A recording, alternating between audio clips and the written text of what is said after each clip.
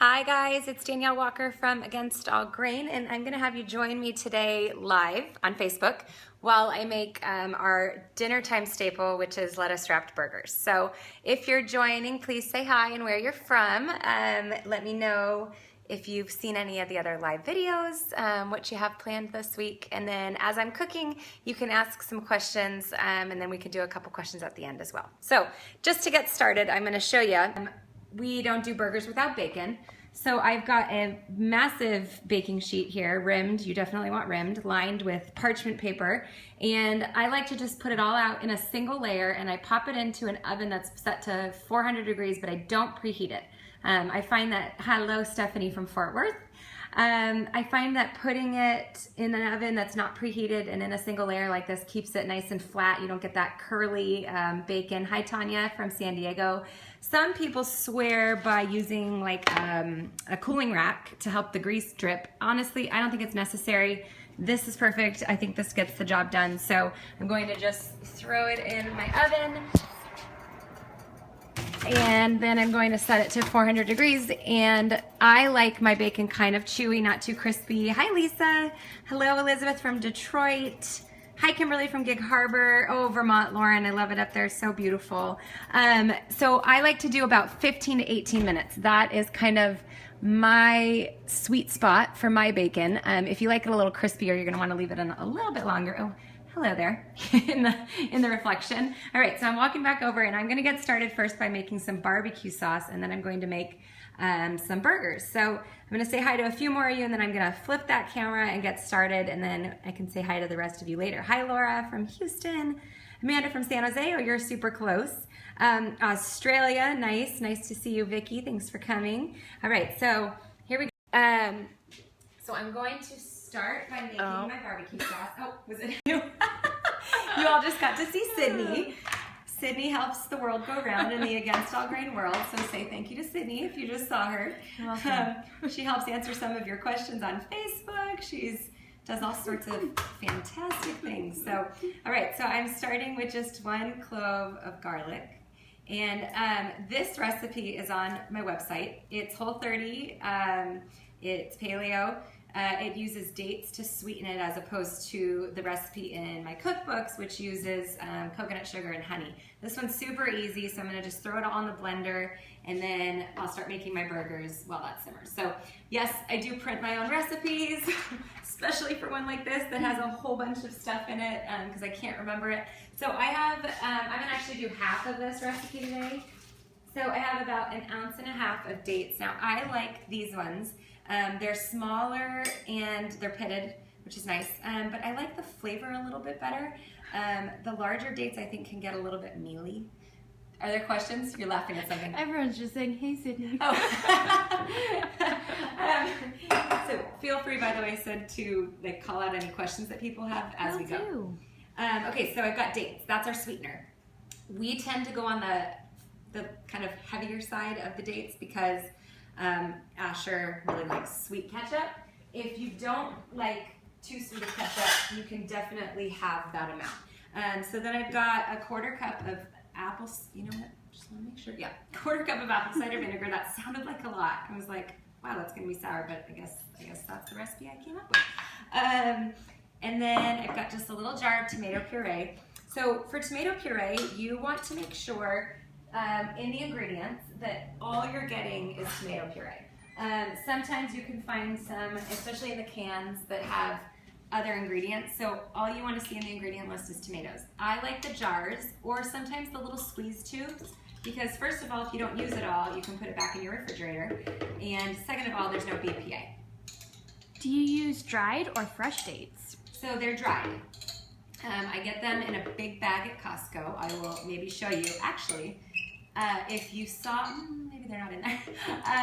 I just put up my shopping at Costco video. So if you didn't see that today, make sure you click back to the videos and also go on my YouTube channel and you can see that. But I love to get them at Costco. They're organic and they're the most affordable. Sometimes I get them on Amazon as well. So this is about 1 cup of tomato paste. And what kind of dates do you use? Oh, so these are, I always say it wrong. Deglet? Yes, hold on. Yes. I always want to say them, I always want to call them neglect door, and it's switching the D in the end. Deglet Nor. I don't know how to pronounce that exactly, but this is the one that I love. And again, I like them better than, and I'm totally spacing on the name of the other types of dates. Medjool. Medjool. Thank you, Sydney. So I like them better than Medjool. Medjool kind of has a little bit of a grainy texture to me. They also have a different type of sweetness. I like these ones better, so I use them in my cooking, but if you measure the weight as opposed to the actual date, then you'll get the same amount of sweetness. That's usually why I do the weight in my dates, because the Medjool are huge, and if I were to say like 2 Medjool, that would be maybe like 8 of those little guys. So that's the reasoning behind that.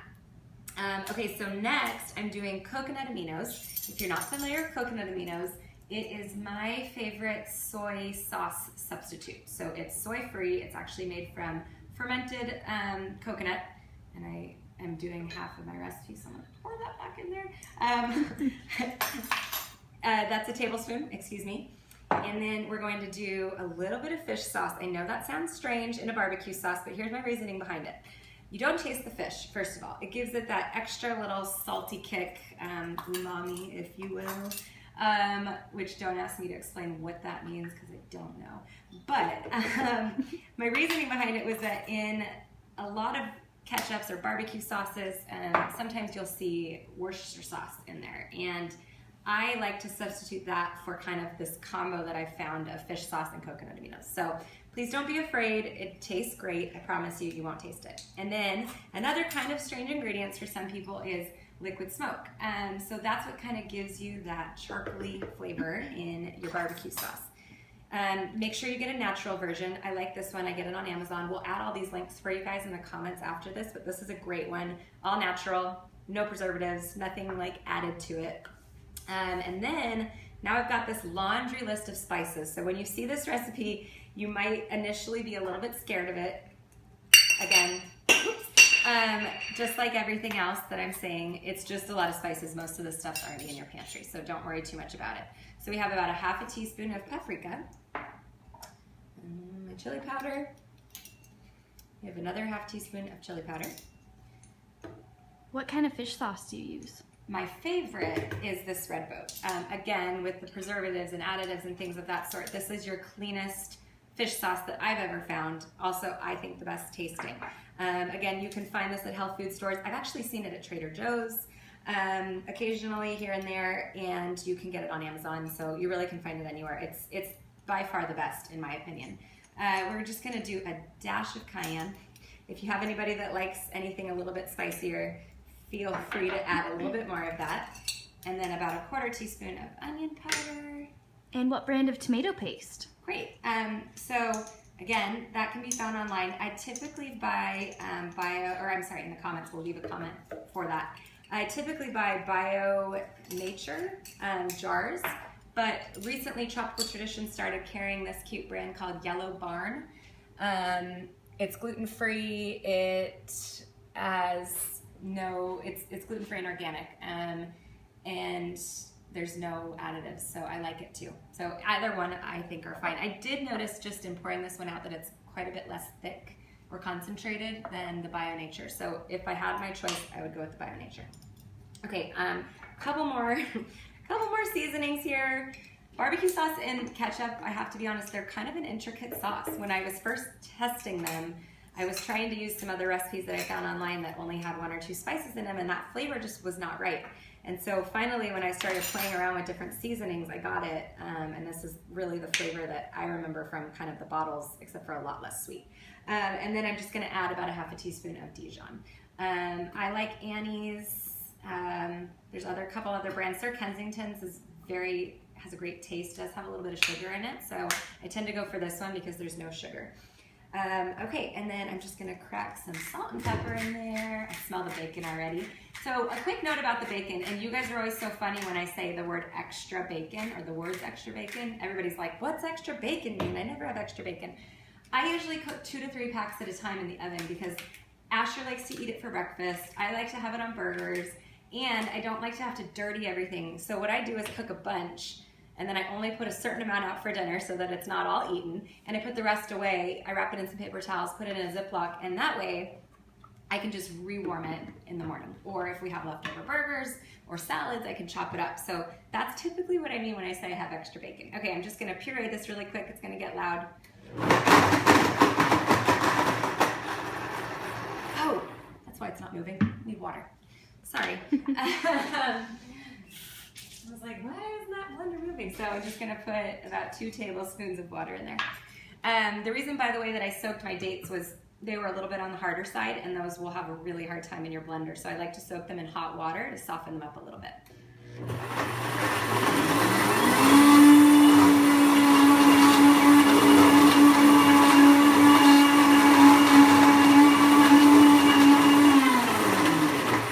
Okay, so for the sake of time, I'm not going to bore you guys while you watch that blend, but you want it to get very smooth.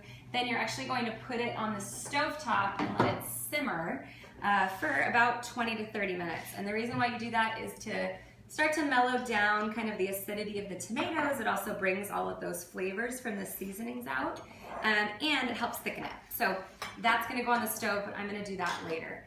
I also want to note that typically when I do a dinner like this, I like to do it in parts. Burgers, tacos, things like that, wrapped in lettuce are kind of our fallback meals. But I tend to make the burger patties up during the middle of the day. The barbecue sauce, I'll make on a Sunday and we'll use it throughout the week. Again, like I said, the bacon I'll make one day and we'll try to reuse it. So cooking a dinner from scratch can take a lot of time, but I've found that if you break it up into pieces, especially if you have like little guys that are sleeping or your kids are at school, try to get as much done as you can during the day. Because for me, once 5 o'clock rolls around and I'm starting to think about dinner, it's too late and the kids are crazy and I don't have time to actually make a full meal. So I try to do everything in advance. So I have 3 pounds of grass-fed beef. If you can, and if you can afford it, I always put that disclaimer because I know it's not accessible for everybody. Grass-fed beef is definitely superior. The difference, if you're wondering what that means, is that the cows are left to graze like they should be. They're not given any feed, so they're not given any soy or corn or wheat, which typically the feeds do have GMO. If they're organic, they don't, so that's at least a good option. But grass-fed, if you can, is the way to go. It is a little bit leaner though because they're not fattening the cows up with feed at the end. So I like to actually add a little bit of fat into it. It helps keep the burger patties really moist. So this is actually melted beef tallow. I have the jar right here. This is Epic Brands. It's grass-fed. I just do about 2 tablespoons for 3 pounds of beef.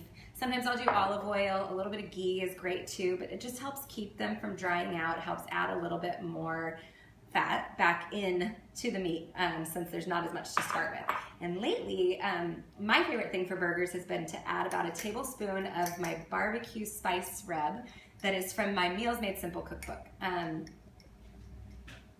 Pause. It's in this one. We call it the white shirt book, not the red shirt book. So it's in this book. I use it on all sorts of things, but lately burgers have been kind of my favorite thing to do it on.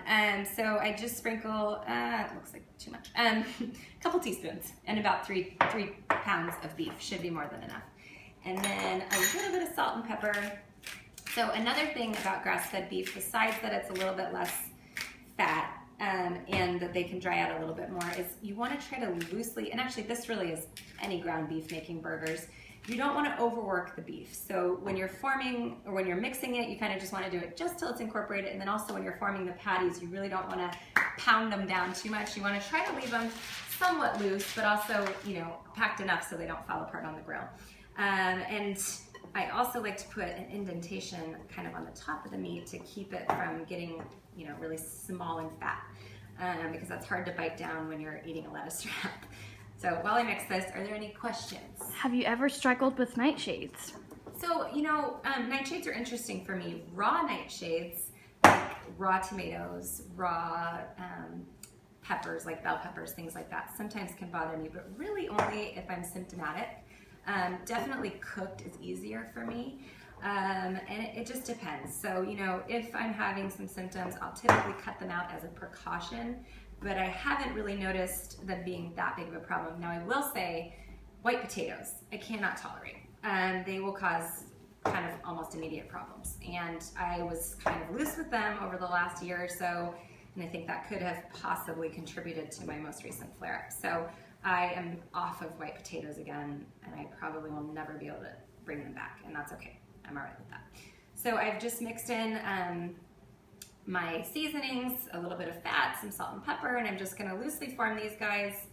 And while I do that, ask some questions, because it's gonna take me a minute and there's no time lapse like there is on YouTube. Have you ever tried Bragg's liquid aminos in your meat recipes? Yeah, so you could definitely use Bragg's. Here's the difference. Bragg's is soy, A. B, it's actually not fermented. And so some people can't tolerate it because soy's hard anyways, and since it's not fermented, that makes it even harder for them to tolerate it. So I would actually recommend using tamari, which is a gluten-free fermented soy sauce, personally. And I would say that if you're going to substitute either one of those in for the coconut aminos, you're going to want to eliminate some of the salt that's called for in my recipes, because coconut aminos are quite a bit sweeter than both of those, and so you're going to end up with way too much salt in your dish. So that's kind of my only suggestion. You kind of already talked about this, but Rachel wants to know how you find balance between cooking and feeding you and your family well and being a working from home mama. Yeah, so again, yes, I do work from home. I'm fortunate in that my work includes cooking. So currently I am working, but I'm also making myself dinner for my family.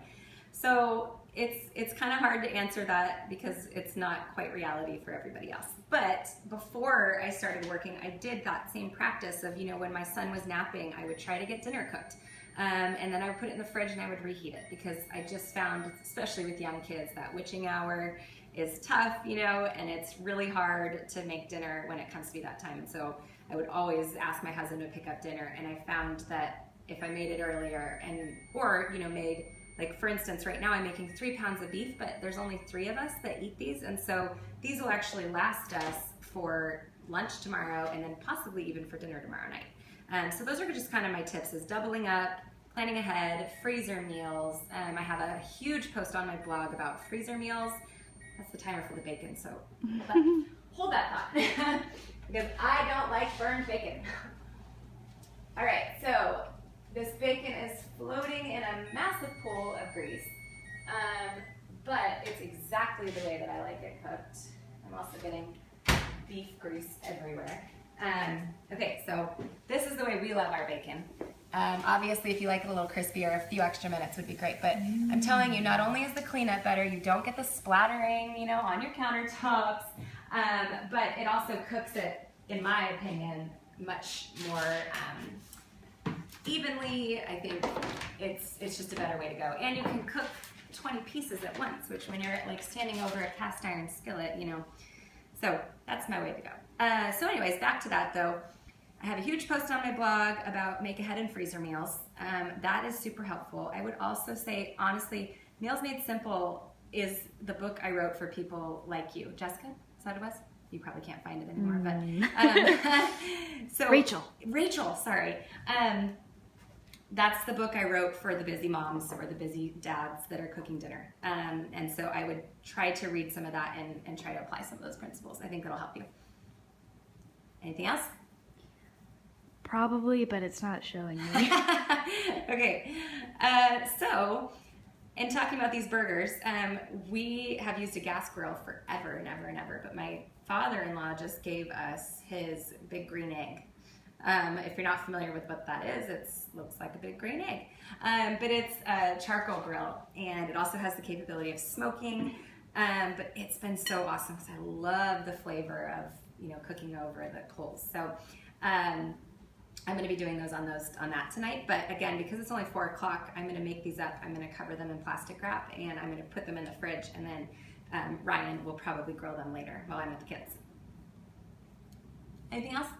Okay, so if anybody has questions, please let me know. Again, like I mentioned, I will be here every Tuesday. Sometimes I'll be doing cooking demos, sometimes I'll be making dinner, sometimes I'll just be sitting and answering your questions. It just really kind of depends, but I hope you guys try the barbecue sauce, A. B, I hope that if you're in a rut for dinner, you have some grass-fed or just organic ground beef in your freezer and you can thaw it out quickly and make this. This is our fallback. My garden, my very first garden, if you follow me on Snapchat, you've seen me talk about it a lot because I'm kind of like in disbelief that I'm actually able to grow anything because I kill everything, even succulents. Has a ton of lettuce growing in it, so I'm going to be picking that tonight. We usually eat these, Ryan likes cheese on his, so I got some raw grass-fed cheddar. We eat them with bacon and avocado, and then typically mayonnaise, barbecue sauce, mustard. I love pickles. Heirloom tomatoes are in season, so we'll be slicing up some of those. And then I'm probably going to make the smoky sweet potatoes from Meals Made Simple. So they're sweet potatoes I don't like sweet potatoes. I never have. I never enjoyed like the Thanksgiving ones that were overly sweet, and so I set out to create sweet potato recipes that are savory. So this one has a bunch of spices, cayenne and paprika and chili powder, and then it has bacon in it, and they're roasted until they're super crispy. It's so delicious, so I probably will serve it with that in a big salad.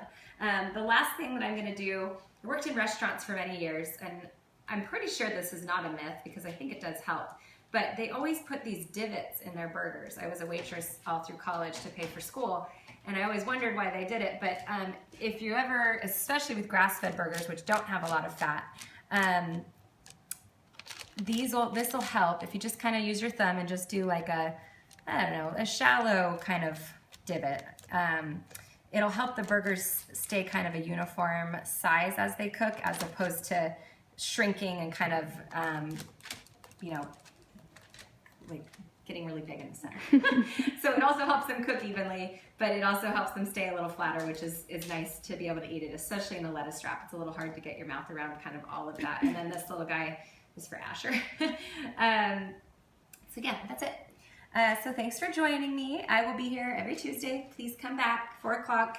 If you have anything that you want to see me talk about or do, I've got beef hands, sorry. Leave it in the comments below. Anything that I talked about links-wise, we will add them right now so that you can find them, and then I'll try to answer any questions that weren't answered in the comments, and if not, I will try to get to them next week. So thanks for joining me. I'm going to have a piece of bacon, and I'm going to finish simmering that barbecue sauce and then get these in the fridge.